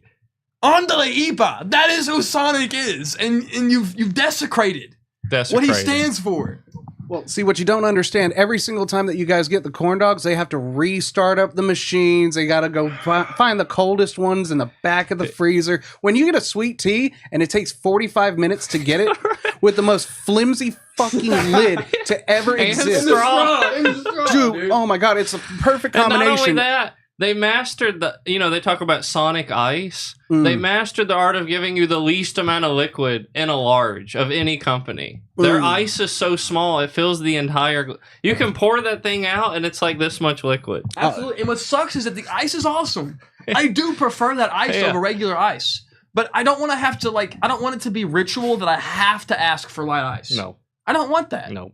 That's an extra step that I know that the person on the other side of the screen is thinking, ugh, this guy. I'm sorry. It's not my fault. I'm going to do it. This is the company that you work for's fault. So, people are saying in the chat, they're asking Freakalicious to freestyle. This happens everywhere I go. I'm not I surprised. see. This I comes see. up quite a bit. Ask him about his mixtape. Is that something... what do you think about that? I mean, they're asking for a freestyle, and although at heart I'm a people pleaser and I want to give them what they want, I don't think this level of subscribers deserve it. I don't think that I they've see. made it to that point yet. I think that They if probably haven't liked and subscribed. like that's my if you can't like and subscribe, why would I grant your request? Fair. That's not how you get what you want. You don't get what you want by giving everything you have. You got to give. You So, got to give. That's my point on that. We'll freestyle on one of these. Whenever they decide that freestyling is going to be the topic of discussion, I mean I might pop by and I will, you know. We'll get the We'll fog all do a machines out. freestyle on one episode. Absolutely. What is we all? What are you talking about? Me and Frick, I suppose. I'm I just guess saying, you ain't like- freestyling. No, I'm just saying it'll sound like I'm talking out of a dictionary. Like, no joke, I've got no flow. Wait, what do you No mean? flow. Okay, No. No flow. I've lied. You guys might get what you want. Please. Dude, Please. I am What, so freestyle? Tell me terrible. the dictionary. No, oh god. Please. I want to know. Are you going to come up and just be like, you know, oh, man, look, what's a, you know, when it comes to fucking it up, it's abstination. You like to let it come out like a burp. Eructation. Is that what you're going to do? Is that what we expect from you? No, just one verse right off the top of my head. Not even a full verse. First sentence. A lexicon of knowledge didn't go to college. Okay. I mean, lexicon of knowledge didn't go to college. I yeah, like this. I mean, I've got alliteration, but I've got no flow. See, I'm This the is exact about opposite. as far as I go. I'm pure flow. Like right now, But I'm, I'll jumble a word. Like I'll just Mhm. to get the flow. Mm. I'm a You have master to- of yeah, flow. absolutely, because like if you're thinking in sentences, Mhm. you're not going to be a Yeah, great you ain't freestyler. gonna get it. But if you're thinking in flow and you're in the flow state, Flow is first. flow. You develop yes. the rest secondary. You have to know how, because like words and conjunctions, like, you know, if you have ands and buts and things you're trying to, if you can just slur those Mm-hmm. and cut down the syllable count they're trying to take Yeah. from you, like instead of saying I'm fixing to and you say I'm finna, you've immediately, you can fix your flow with just that simple fix. I mean, that's yeah, it's the 2000. adjustment. Yeah, it's the equivalent of the early 2000s rap of Yes, or nowadays it's whoa. What I Whoa need, is huge. What I need to do is put some beat tracks on this board, and then we'll do some Absolutely. freestyle. I mean, I can't do it tonight. We could but freestyle about sometime in the Diddy, future. Beyonce, and Sonic, and you know this disparity within. Did you guys do your homework? Yes. Because see, as we were talking about Sonic, we're coming up with that final topic of the night. Okay, you I- guys were. Oh, dude, I got one. I mean, unless The final hey, we Oh. were actually telepathically talking about this while you He were. can Well, do that. or- I don't know if you. I mean, can, I got the flow, he but- can. I can hear, but I can't. You know, talk Yeah. back. But what he was saying, I was feeling it. I'm down with it. I'm just saying. Okay. Anyway, Right. What we got? but on the topic to go ahead and bring the last little bit of light to this episode, and a little bit of darkness, actually. Mm. Chase your dreams because tomorrow is never promised. You have the power today to achieve them. Okay, I gotta stop you there. Every time I'm like, bring a final topic, well, you bring a statement. You bring a statement point, not a. How do I discuss that with you? How do you do it? How do you find it within yourself to change? I already do what you're saying. No. How does the average person see that they're doing Okay. wrong Simple. and fix themselves? Let's do this. Okay, I have a. Oh, go ahead. Go No, ahead. because I I already have- know what I'm saying on that. I have an interesting topic. I would say. Why would we take so as you said, boredom? We want different. We want, you know, we need the content. why would we spend so much money and so many resources on building and colonizing Mars when we could take that energy and that amount of work and effort and just fix what we've got going on? Yeah.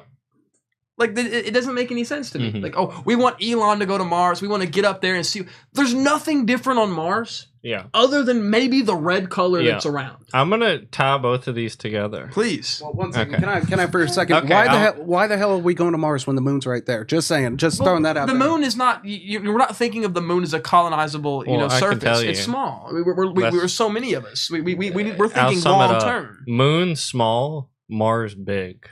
Mars slightly. It's smaller than here.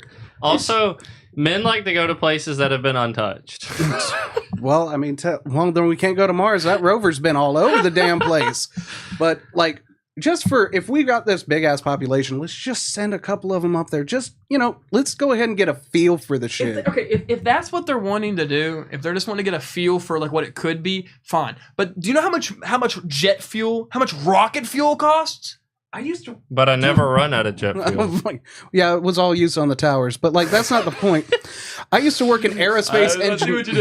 I got that. I used to work in aerospace engineering on jets. Trust me, almost $300,000 per flight. They're flying every day, close to like 16 per base on one side of the field. If the focus is to bring the light, why are we trying to take the light somewhere that not everybody can go? Yeah. So here Is it just survival of the fittest? Is that what we're gonna do? here's what I would say to both points. The first is because fixing the issues of the world versus going to Mars, it's a social problem. It's not a financial one. So the money we're spending going to Mars, if you were to just revert it back to Earth, it would simply go into other ridiculous things. It wouldn't necessarily just go into curing starvation and world hunger and poverty and whatnot. It would go into other trivial things like the second pool noodle. yeah, the second pool noodle made by Sir Giardo Gavinci that cost $20,000 that I can brag to my friends about. Like that's what we do, and so I don't Like for example, Post Malone buying the $1.7 million Magic the Gathering card. Yeah, what's that gonna do? And that locks that financial value into a possession. So that's one thing about art. When all that value goes into an art piece, it actually steals it from the economy. You got to think about that. People worked like 9-to-5 jobs building up that value, and when it's assigned to a card, it steals it in a way. And so that's what part of the reason why people at the bottom have such a hard time moving up is because people at the top assign artificial value to stupid things. Mm-hmm. But tying back into desire, well, I'm actually bringing that up. You had said, Like, what stops people from changing for the better. changing for the better? And I'll tie that into the Mars thing too. Ultimately, it boils down to how much innate desire do you have in you? I genuinely believe all change and all struggle and all challenges you can overcome is going to equate to, do you have enough desire in you to overcome them? And when people go willpower this or discipline this or consistency, what fuels all of those things is a stronger desire. Some people are born with a desire that is 10 times stronger than other people's. And if you hold on to desire and you don't let it go, you're going to be able to make a lot of things happen other people can't. And now, is that part of the light? Is that part of the dark? When we look at going to Mars, you could argue Elon's one of those people. This man has a lot of desire. He's hell-bent on going to Mars. Is that good or bad? Well, I would say it's in the middle, because there's something about proving to yourself and to humanity that something can be done that is enlightening. Yeah. Like there's something inspiring about it. Even if it does cost some resources we could use for better things, but I'd argue we could fix the world without financial help. I mean, he was talking about, the reason that it's evolved to Mars being the solution is because he's found that any solution he comes with to Earth, because we love controversy so much, as you had stated, that there's never going to be a 100%. Oh, that's a good idea. That needs like whenever he postulated, oh, you know what we need to do, guys? We need to put a bunch of solar panels in Nevada, and that the whole country can be run on energy for nothing. That's all we need to do. And that fixes a problem that no one has acted on. Oh, they've been provided the solution. Why would they want to fix it? That puts us in too good of a position. Exactly, too good of a position. We want the conflict. Oh, dude, back in one of the other episodes, we talked about this. There's a guy that's trying to live forever. Yep. Like everybody, Brian Johnson. yeah, he just doesn't want to die. He wants to. Well, the way he's doing it's weird, like undoubtedly, but like at least he's trying. And there's still people out there that are like, hell no. What do you mean? At least he's trying, because like what makes life valuable is that you don't have a lot of it in the grand scheme. Mm-hmm. You only have as much as you allot yourself. Yeah. Or excluding external factors you can't control. Yeah, but like undoubtedly, if you could go ahead and live forever, like we find one of the smartest people of our generation, they can spread knowledge for the rest of eternity. Just one guy. Mm-hmm. We'd still have people out there going, not true. He's been edited. He's biased. That's because some people, without knowing it, are masochists. Some people without knowing it, even though it's blatant, they live in mediocrity, which in itself is a masochistic thing to do. You're right. They don't know they love it. They don't know they love the struggle. Yeah. Because without the struggle, they can't justify the things they do in response to it. I got to keep this podcast going because I love that he said that, because he's relating to something I talked about on one of our past ones, which is in the future, all the humans that will remain will be ones who are justified in themselves and can just say, I like this, I don't like that. Currently, most of us get our value from the struggle. Most people only find value in struggle and overcoming it. If you're the kind of person who feels innately valuable without struggle, you're going to survive. Because if we eliminate all struggle, the people who have to have it, they're going to just implode. No, they're not. Sure, the ones that live in this mediocrity, they will implode. That's what I'm saying. But who we have, the most dangerous are the ones that have the 10 times more desire. That's what I'm saying. Who will just create the struggle. They manifest the problems they need to have. Mm-hmm. Somebody that wakes up and thinks, if I work out today and I get all my stuff together, it's going to be a productive day. Mm-hmm. But they don't do that, and they run the day on a whim. Mm-hmm. Oh, see, now here's one thing that I actually, you guys are talking about, like that Sigma grind set. There's like those people that are willing to put in that energy to be miserable. There are also people that are willing to go ahead and put that energy into being a villain. Yep. Sure. True. The very left of the spectrum. Not actually the left, but like the far end of the spectrum. Sure. Yeah. And that's one thing that I kind of want to bring up, because like we had topics over here all night. Let me go ahead and toss one at you.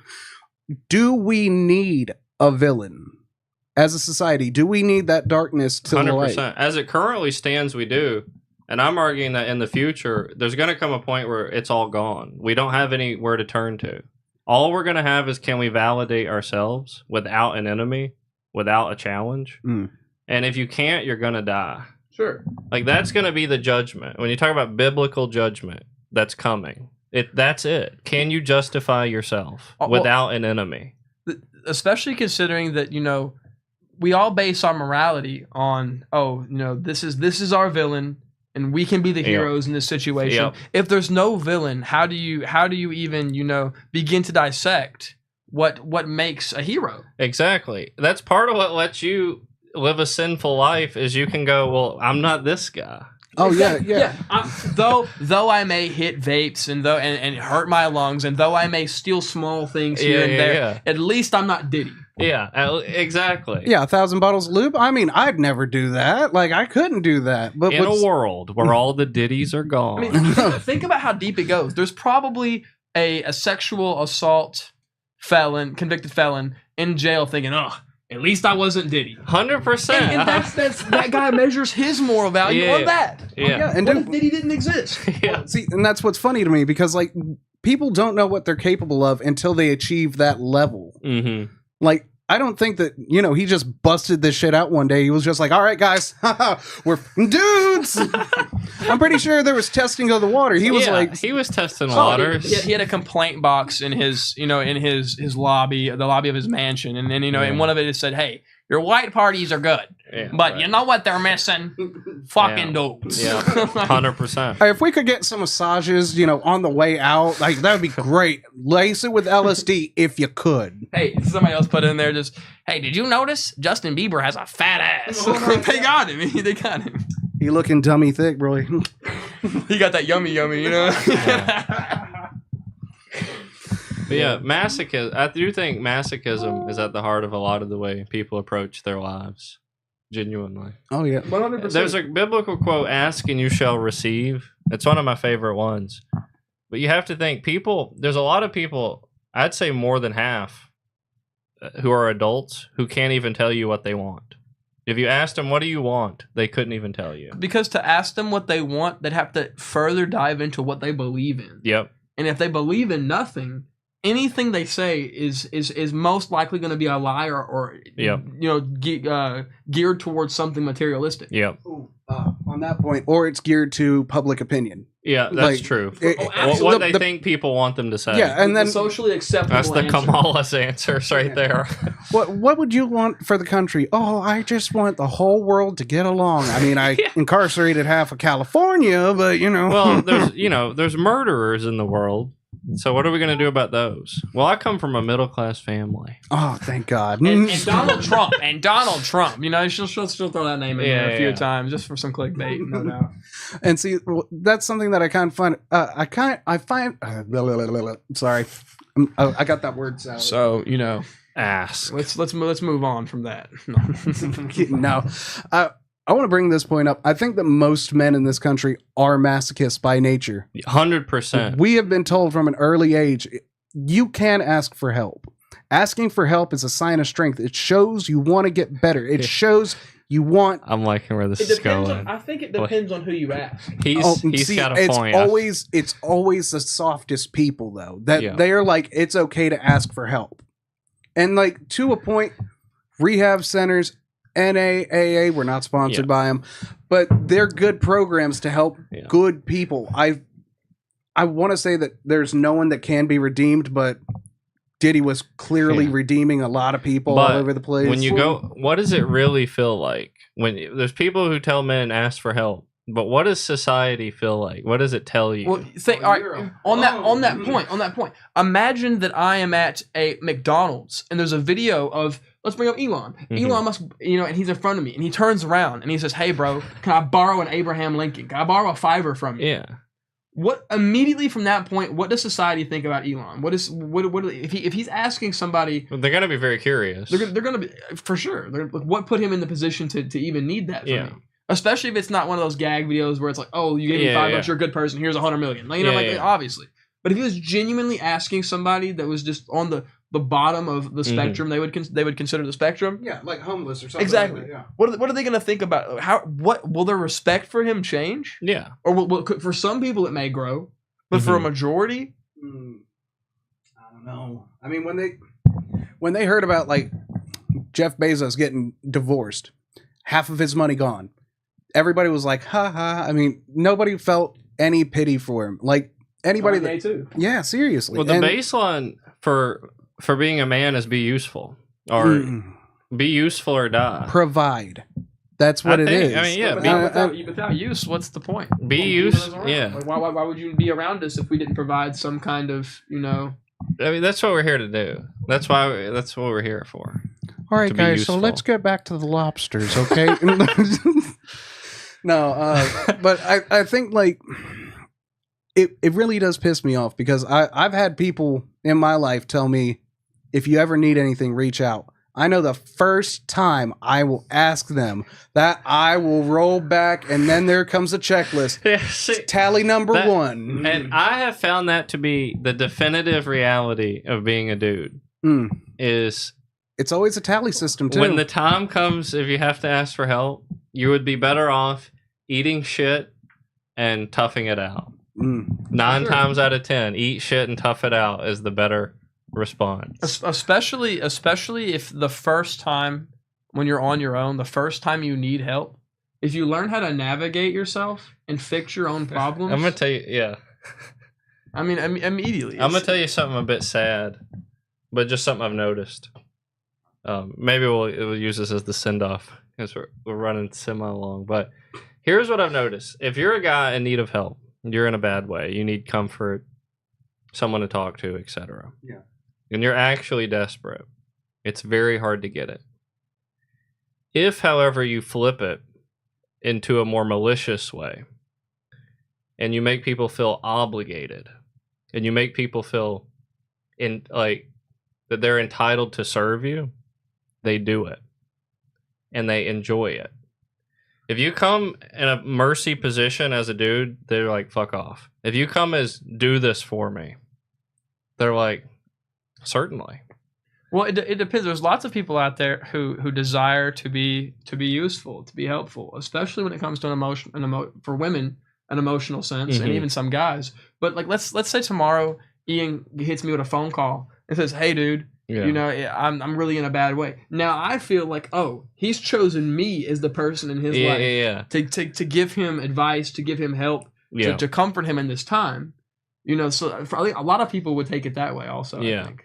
Well, yeah. I have a feminine mind. That's part of what is playing to this. Well, that explains the sadism. But like, yeah, exactly. It's true. Guys, we're going to be the next Andrew Tates. Come on. I see a sad dude, and there's something in me that's like, fuck this dude. No, see, but like, every time. See, the problem being is like, after you ask so many times for help, because there are just people out there that just need the help. Yeah. Like we've got crack addicts out there, but after like the 5th time they hit you up, they're like, I just need a hamburger. The next thing out of that person's mouth is, man the fuck up. Yeah, exactly. Well, if they've come to you for a 5th time, then the first time you did something wrong. Oh, it wasn't the help they needed. For sure. You didn't say what they needed to hear. And you maybe because lots of people will tell you what you want to hear. You know, oh, I'm on drugs. Oh, it's okay. Drugs are an addiction. It's not your fault. You know, they'll give you these you know, how to this like they'll play it into your sob story. But if somebody looked at you and said, "Hey, get off it, or this is what's all you're ever gonna be until you're gone. This is all you have." If they hear that people have the fear, oh, they're gonna shut down on me. They're not gonna talk to me anymore. I'm not gonna be their one. If that's the case, then they're not going to come to you 4 more times. That's true. You've only enabled. Yeah, and see, like that's also a hard point on the drugs anyway. Is we've also got mental like disorders and stuff like that, which some of them are completely legit: depression, bipolar, schizophrenia, obviously. But like those people genuinely need the help. But there are some people out there that will just keep smoking crack, keep smoking crack, keep smoking crack. Because they have people bailing them out. And I think you're right. There are some people out there that need that tough love. And they might not be able to come to you for that comfort. And you're just going to have to live with knowing that you made their life better. But you can't be everyone's best friend. There are sadists out there that could be put to good use in the tough love category. Like genuinely refining, like a drill sergeant, let's say. Literally runs you to the bone, to your puking.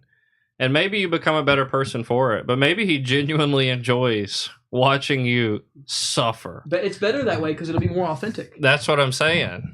Well, I'm just going to go ahead and say this as somebody that went through it. That was probably the second highest point of my manliness, because like when I came out of there, I was stone cold. The second Stone Cold Furman. Oh, I was. They molded me. That was his name.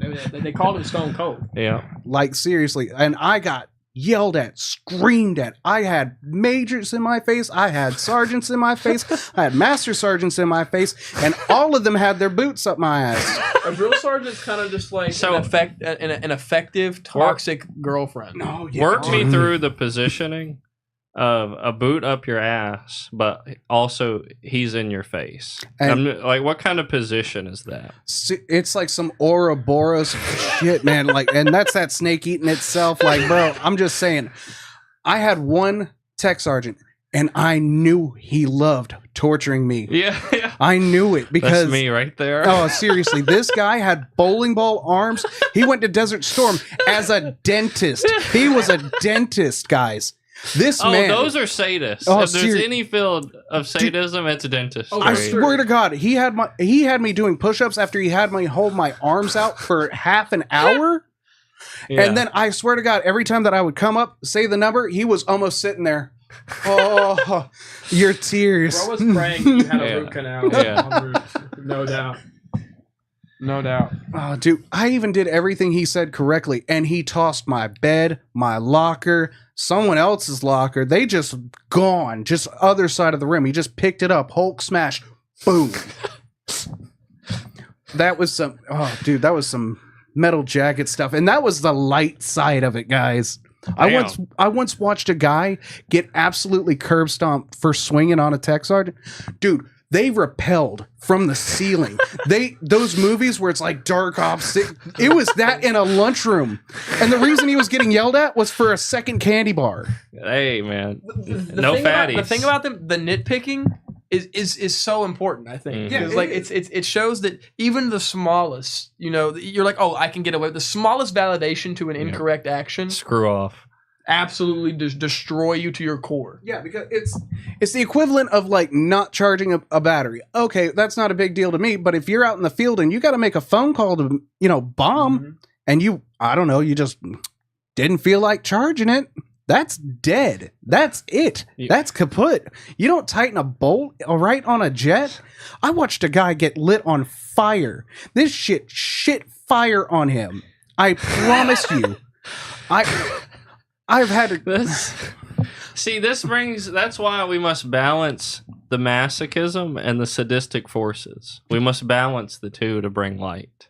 I mean that I don't know what that has to do, but discipline, yes. Do you think that? Well, that- discipline is a balance of those two. Do you think you can find a balance without being too lukewarm? Only, yes, and there's a way. Because I've studied characters who do this. How do you do that and not be lukewarm? It's simple. You freely introduce chaos into your life. And what I mean by that is non-predictable chaos. You freely introduce things you can't predict, and you can balance those two. Because the only way you're not going to be lukewarm is if you have unpredictable stimuli. That's it. Well, that's because It if causes you to go, in this particular case, go this way, and in Mhm. this particular case, go that way. If you're not put in a position to exercise both sides. Yeah. Well, if you look at pioneers of industries, they're all facing what I would call the void, the unknown. Like all people who's the head of an industry like Elon going to Mars, that's the unknown. That is the unpredictable. And so you can balance yourself and not be lukewarm if you're facing the unknown. well, seriously, because hard men make easy times.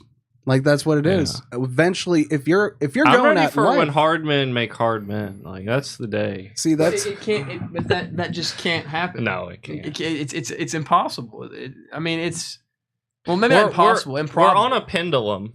Like it's a pendulum, and ultimately the end of balancing humanity would come when we balance it. No more soft men, no more hard men. just- men. We're all semis. We're just semis walking around. No alphas.